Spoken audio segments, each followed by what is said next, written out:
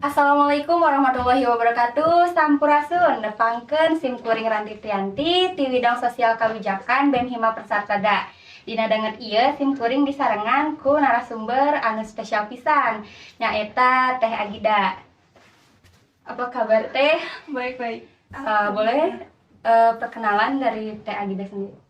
Oke. Halo teman-teman semua, perkenalkan nama saya Gida Hapsya Febriadi Pari dan saya dari organisasi GRIT ya, di bidang riset dan kajian. Oke, mungkin ya Teh langsung aja ya Teh. Sekarang kita akan bahas tentang pelecehan seksual gitu.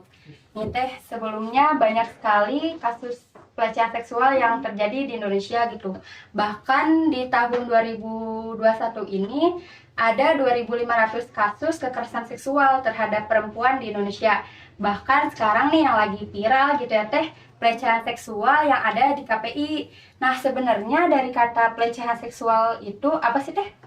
Arti dari pelecehan seksual itu? Pelecehan seksual itu sebenarnya kan merupakan sebuah tindakan ya, tindakan yang dimana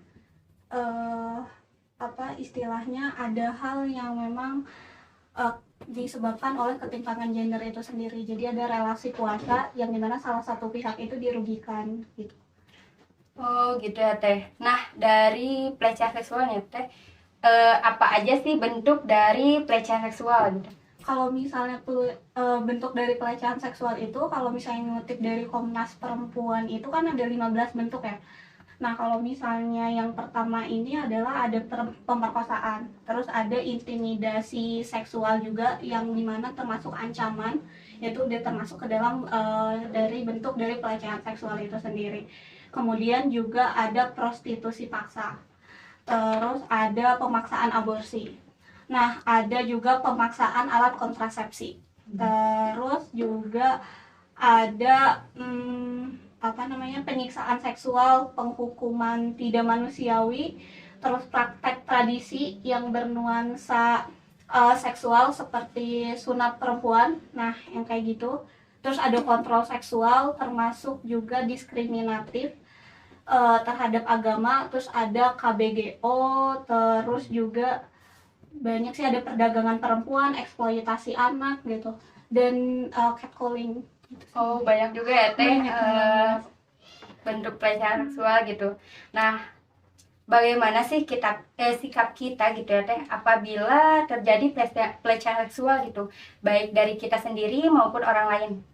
Kalau misalnya dari kita memposisikan sebagai korban ya, apa yang memang bisa dilakukan itu sebetulnya saat mendapatkan saat mendapatkan peristiwa pelecehan itu memang tidak bisa disamaratakan harus seperti apa, karena memang saat kita memposisikan diri kita sebagai korban, ketika mendapatkan bentuk pelecehan itu sendiri, kita akan istilahnya itu ada yang namanya tonic immobility. Nah, di situ kita tuh memang respon otak tuh akan kaku gitu. Makanya mengapa korban kekerasan seksual atau pelecehan seksual itu nggak langsung bisa bereaksi, tapi dia memproses dulu gitu. Apa yang memang dia dapatkan itu, apakah memang ini bentuk kebenaran atau salah. Nah, itu ditimbang dulu. Nah, kemudian ya itu kan jadi tergantung kepada orangnya ya, seperti apa.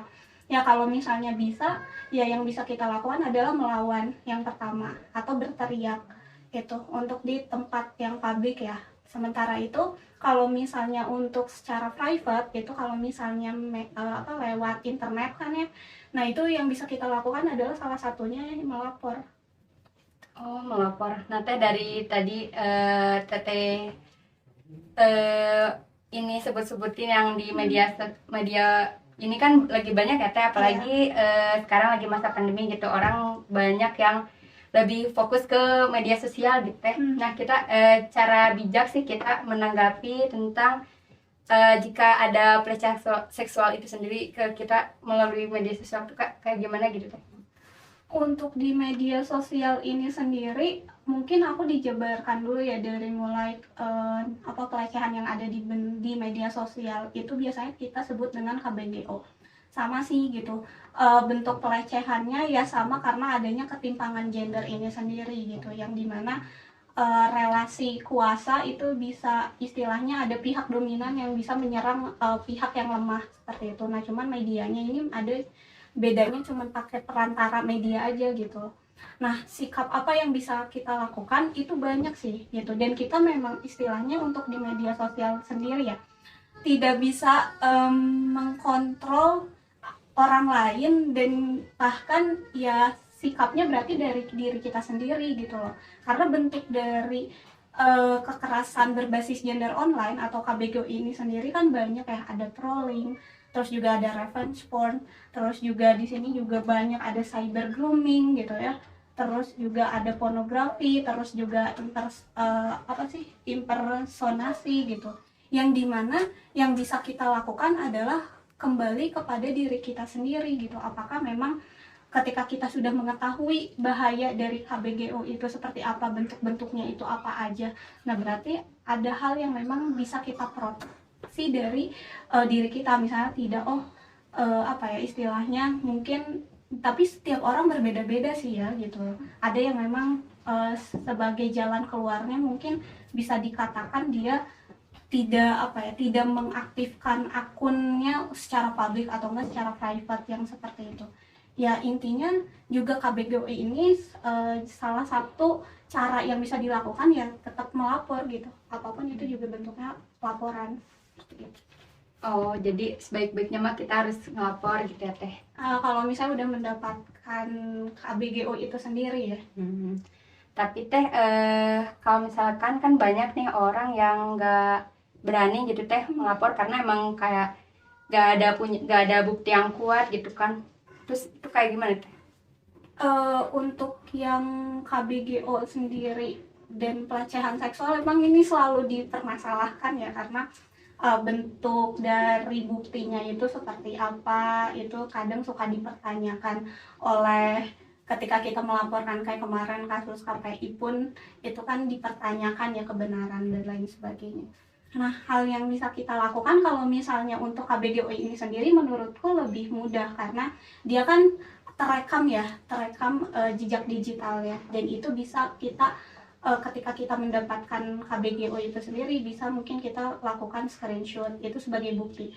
Nah, cuman yang jadi permasalahan adalah ketika pelecehan seksual itu terjadi yang non digital ini gitu loh, yang bukan berbasis online. Nah, itu memang kerap kali sering dipermasalahkan dan itu sulit gitu buat para advokat untuk membantu juga gitu loh. Maka dari itu ya kita harapannya saat ini adalah istilahnya ada regulasi atau aturan hukum yang dimana bisa memperingan hal tersebut gitu loh. Karena kan yang sampai saat ini ada ketika kita melaporkan itu adalah bukti visum. Nah, itu kan sulit untuk didapatkan, padahal bentuk kekerasan seksual atau pelecehan seksual dengan adanya ancaman itu pun kan sudah termasuk ke dalam pelecehan seksual gitu.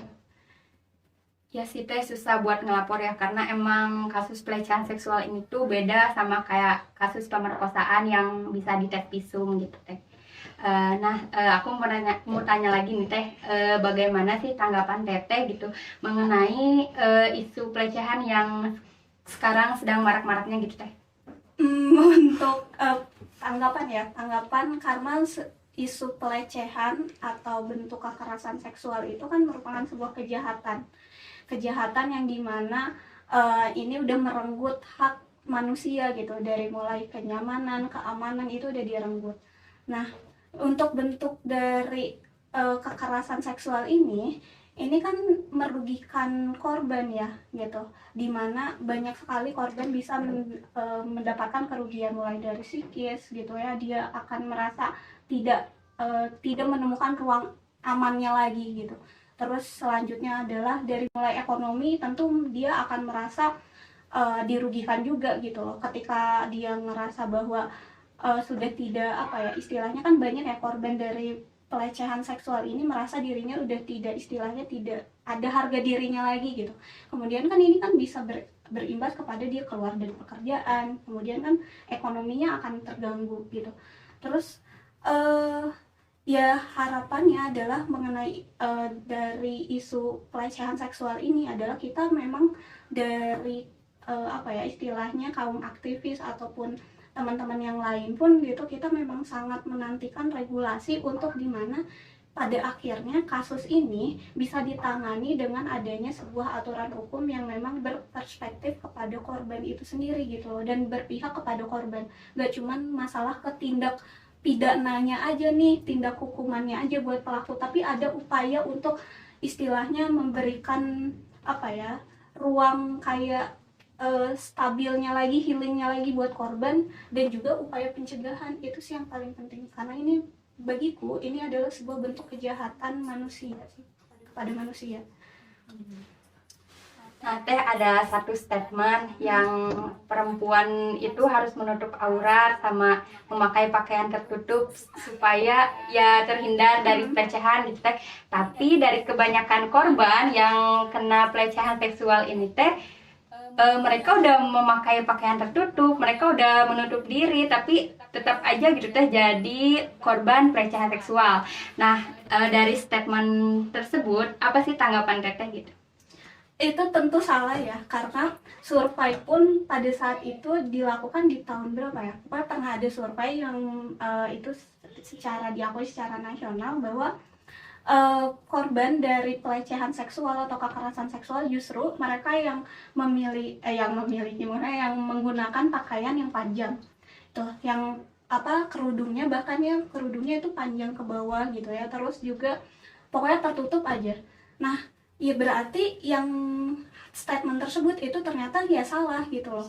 Itu bisa dibantah karena yang menjadi apa ya, yang menjadi bentuk kekerasan seksual itu bukan dari korbannya itu menggunakan apa, siapa dan lain sebagainya, tapi pelaku gitu. Berarti di sini ya pelaku lah yang memang salah gitu.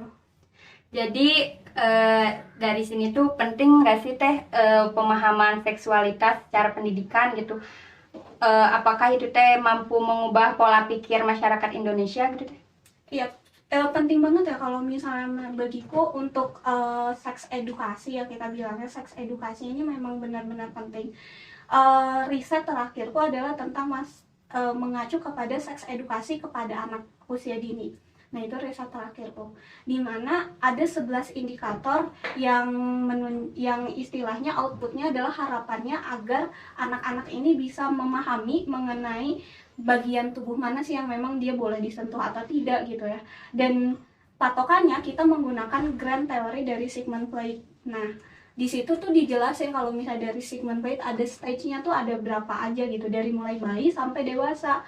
Nah, di situ tuh kita bisa memberikan muatan nilai edukasi ya kepada siapapun sesuai dengan usianya dan disesuaikan dengan karakteristik kalau misalnya kita karakteristik anak ya, itu harus disesuaikan. Dan itu penting banget. Hasilnya adalah ketika kemarin riset itu dilakukan sebanyak 5 kali tindakan, itu ternyata anak langsung memiliki pemahaman yang lebih gitu loh mengenai seksualitasnya itu sendiri. Bahkan ketika waktu pertama kali itu melakukan wawancara ya kepada anaknya, kayak dia tuh langsung ngomong, ibu kemarin saya tuh pipis di kali bareng sama temen-temen, kan itu nggak boleh ya. Terus udah kayak gitu saya disentuh bagian payudaranya oleh kakak saya sendiri gitu. Nah, berarti kan di situ pun kita diajarkan konsen kepada anak bahwa itu adalah milik tubuh kamu.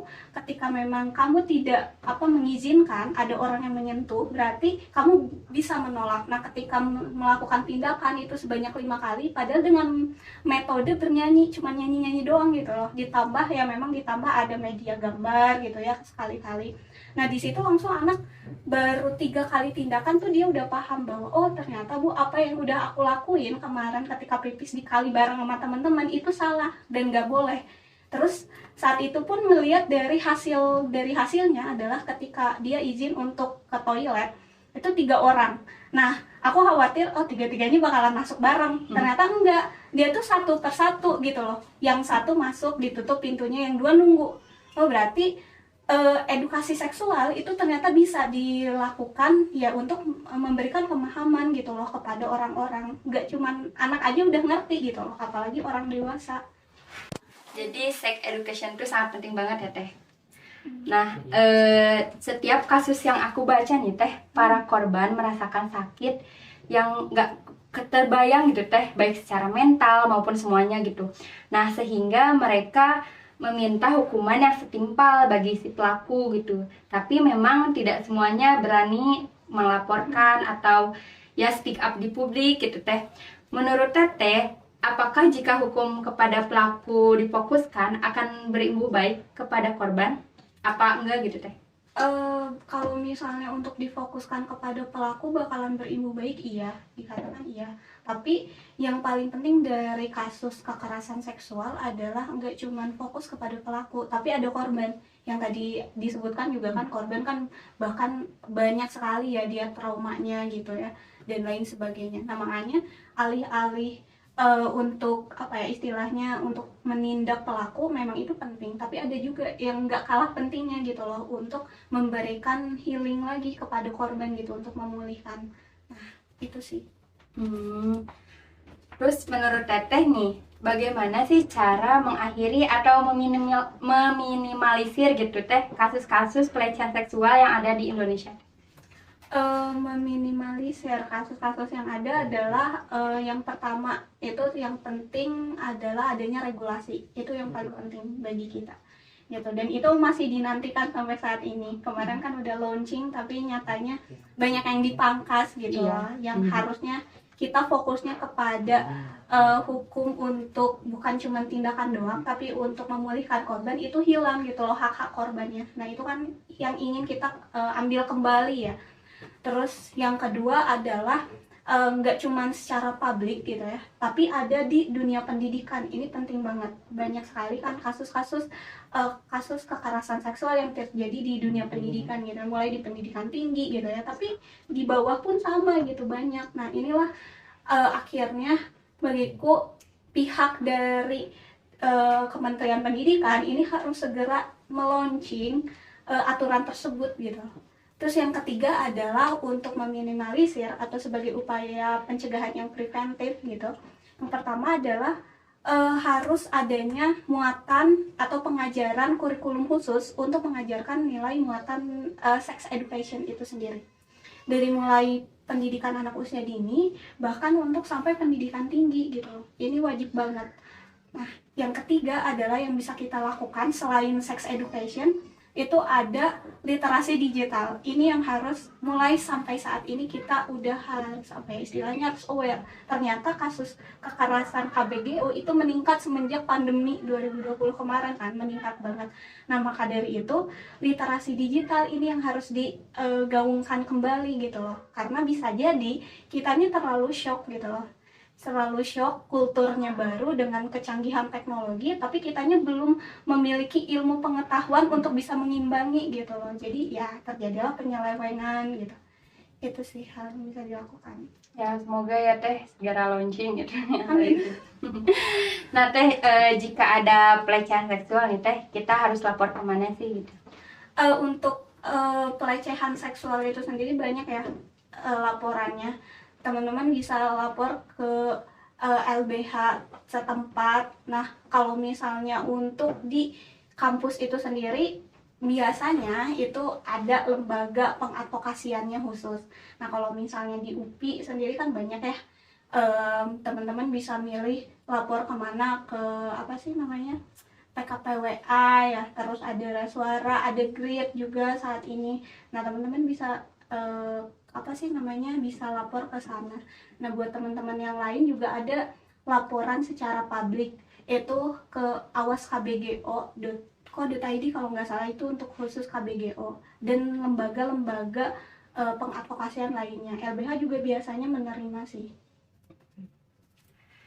Nah teh, jika melihat tayangan televisi sekarang gitu teh, apakah pantas generasi baru mendapat pengetahuan dari apa yang mereka lihat di media gitu?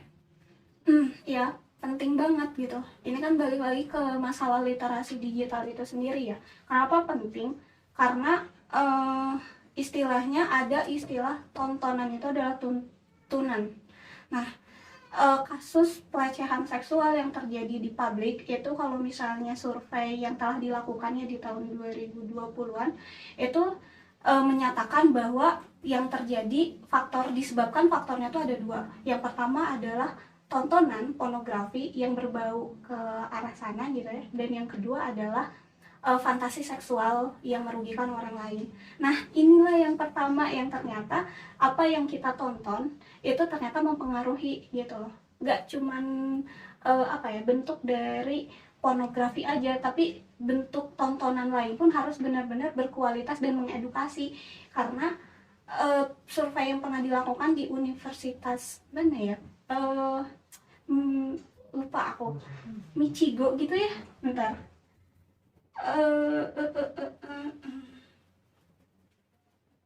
ya benar, Universitas Michigan tuh. Jadi saat itu adalah ngelakuin survei dan penelaahan gitu ya, di mana ada 3 kelompok anak dengan usia 14 sampai 24 bulan, berarti 2 tahun lah ya, dengan 3 kelompok yang berbeda. Yang satu dikasih tontonan bagaimana dia bisa merusak mainan, yang satu lagi tuh nggak dikasih, dikasih tuh nggak nyampe ke bagian ke perusakannya, yang ketiga tuh nggak dikasih sama sekali.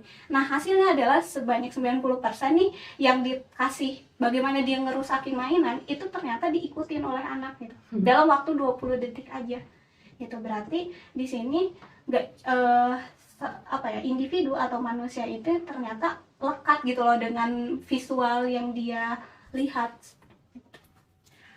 Nah Teh, kan berbagai macam media sudah banyak yang disalahgunakan ya Teh, hingga bukan hanya generasi kita aja gitu yang terbohongi, namun juga para sepuh yang menjadi korbannya. Nah, bagaimana sih tanggapan Teteh mengenai hal itu gitu? Dari efek dari media yang kayak hoax tentang ya pelecehan kayak gitu. Tapi kalau misalnya untuk kasus untuk yang usia lebih dewasa ya, lebih tua, itu kan biasanya menjadi sasaran korban juga ya. Korban itu mungkin, tapi kayaknya lebih banyak untuk usia lanjutan itu mereka menjadi korban dari hoax itu sendiri, enggak sih gitu, berita bohong yang pada akhirnya mereka riweh sorangan gitu ya, dan kemudian disebarkan kembali. Ya bagiku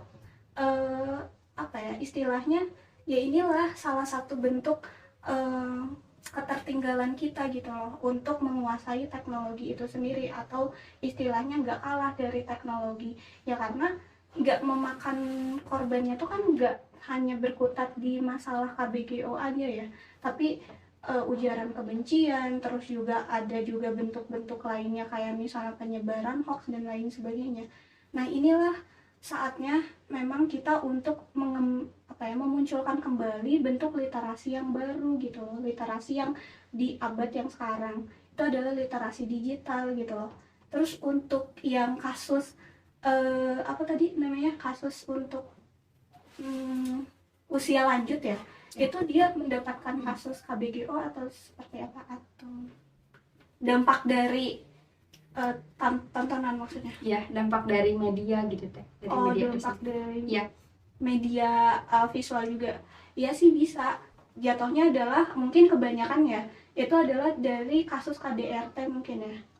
Nah, itu juga bisa berakibat juga sih dari tontonan yang memang didapatkan gitu loh. Karena ya intinya tadi ternyata kita itu manusia itu memiliki perekam yang ulung juga gitu loh dari apa yang kita lihat, seperti itu bisa ditiru.